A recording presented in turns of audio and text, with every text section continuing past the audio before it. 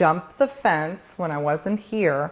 They took every dog on this property except for, and this will make you laugh, but except for Grouchy Grandma. She was this old Chihuahua with no teeth. Well, she had 4 teeth and she had seizures, she'd bite. They took everybody but her. One of the many things I learned in these little interviews is just how resilient people are. I mean, they can get knocked down, they get knocked down hard, and yet they still get back up. And in most cases, they build their lives back even better. In this case, in 2019, just 5 years ago, Tracy Voss of Tracy's Paws Rescue was knocked down all in the same moment on her professional front, her life passion front, and on her personal front. And what she has done and built back up in those 5 years is simply astounding. She has gone from way down, as you'll hear in this little clip, to building up a Facebook following of over 40,000 followers. She has built on her own place here in Texas a state-of-the-art spay-neuter clinic, and just a few months ago had the grand opening for a brand new kennel housing dogs that Tracy travels around the country placing with new families. You'll hear this story, and I suspect you'll be just as astounded as I was. And back in 2019, I did go through a horrendous divorce with my charity, and if I didn't have my dogs, I don't think I'd be sitting here right now. I don't understand. You went through a divorce with your charity? Yes. So, the name of my organization now is Tracy's Paws, but it used to be called Tracy's Dogs. And I was the board chair with my former ex-husband, and in 2019, what I didn't realize was there was something going on to steal the charity from me, and basically that's what had happened. Now I know that sounds really silly, like how do you steal Tracy's dogs from Tracy? But that's what happened. I came home one day after the spay-neuter clinic was built, and I realized that there was something just not right, and they had jumped the fence and took all the dogs and put a letter on the counter that said, "Thank you for your service, Tracy." And, yes, and I dropped to my knees because I realized that I had missed all kinds of red flags, and because I'm so busy, right? I probably am an easy person to take advantage of because I'm busy. So that's, yeah. Who's they? Well, we had a board. It was, well, not really. It was myself, my ex-husband, and a gal that was my best friend, and a very silent member of the board. So there was a whole group of people going, just, I guess, wanted the charity for themselves.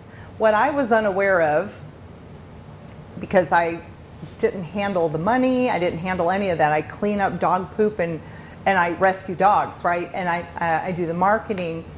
I was not aware of the donations that were going into Tracy's Dogs. That's not why I do this work. So it's not for money. I do it because I love dogs. So it was doing very well, and apparently that's what they wanted. They wanted the charity for themselves, did not want me a part of it, and removed myself and another woman from, the charity. Well, as a public school student myself, if your ex-husband was on the board and when they removed it, he wasn't one of the removed. Was he the remover? Yes, it was a very it's almost like almost too hard to believe, like when I look back, because I can talk about it now and it doesn't bother me at all, but the oddest part about it is what I was unaware of, which looking back, you look back and you think hindsight's 20/20. Why in the heck didn't I not see that? But I realized that he was collecting assets and all sorts of things behind my back, which I didn't know. And I caught him. Let's just say that. He was caught. And once I caught him, I've never talked to him again. They hired expensive attorneys and removed me from my own charity, took the bank accounts, all of the dog's records, and it was awful. And I never had any explanation. I never had anyone say to me, no, we're doing this because, none of it. So the good news is, here we are almost 5 years later, and they ran off with all the donors' money, all the dogs. I mean, it was awful. The Attorney General is now looking into them. So, how dark was that experience?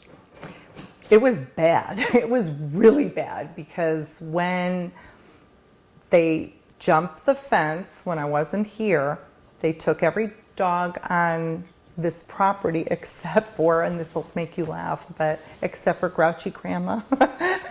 She was this old Chihuahua with no teeth. Well, she had 4 teeth, and she had seizures, she'd bite. They took everybody but her. And so I remember walking in and just in disbelief, in total disbelief, and calling people, what's going on? And nobody would talk to me. So the moral of the story is, they wanted Tracy's dogs for themselves without Tracy, but realized, gee, this is a lot of work. So they disappeared. They disappeared with all the assets, the bank accounts, and everything. They lacked the critical ingredient, which you've had since you were a kid, saving frogs, which is you have to love the animals. I told them this many times, not that they ever talked to me back. You can steal every single thing that I have, but you can't steal the love and the determination to go out and pursue and fulfill this mission. So the dream is free, the hustle is sold separately. Did you find yourself eating bonbons and laying in bed depressed for a while? Mm-hmm. Yeah. After this happened, I'd go over there with Grouchy Grandma, be like, now what? What are we going to do? And there were days I didn't want to get out of bed because I begged and begged. I wanted my charity back. I wanted to continue, and I couldn't see beyond what they had done. And I couldn't see that there was another path for me. And I just wanted back what I had. And if it wasn't for Grouchy Grandma over there, and then continuing to rescue dogs that needed me, because I didn't skip a beat. Even though she was the only dog that they didn't take, I immediately went and picked up more for me to help. It got me out of bed, and it kept me motivated to continue and keep going. I never stopped. And the gal that has been with me since day one, Rhonda Harmon, if I didn't have her, between the two of us, there was just no question. We just kept going, Both of us love animals like this, so the mission continues. And what I realized after the initial shock of it, like, oh my gosh, there was a different path that I needed to be going down. And I realized over time that they were holding me back from what it is that I'm supposed to be doing. And the direction, even though I wanted that charity back so bad, there were things. And so I started seeing a slow degradation of just what I wanted for these animals. And so I do believe, had it not split, that it would not be an organization I would want any part of today. What role did God have in all that? I believe in my heart of hearts that God removed me from people that meant harm for me and my mission.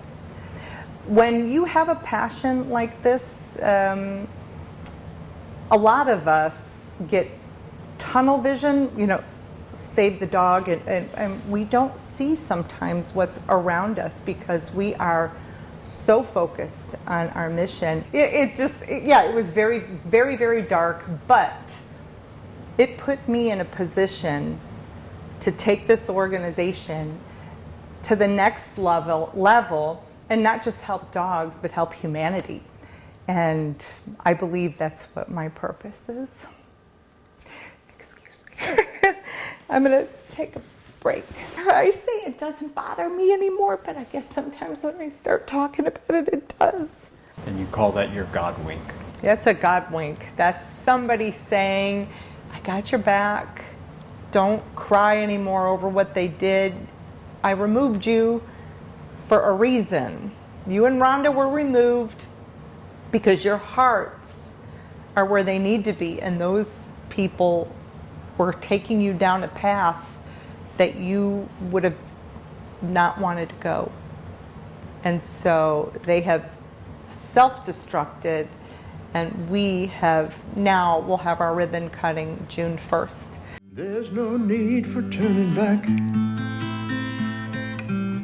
'cause all roads lead to where I stand, and I believe I'll walk them all. No matter what I may have planned.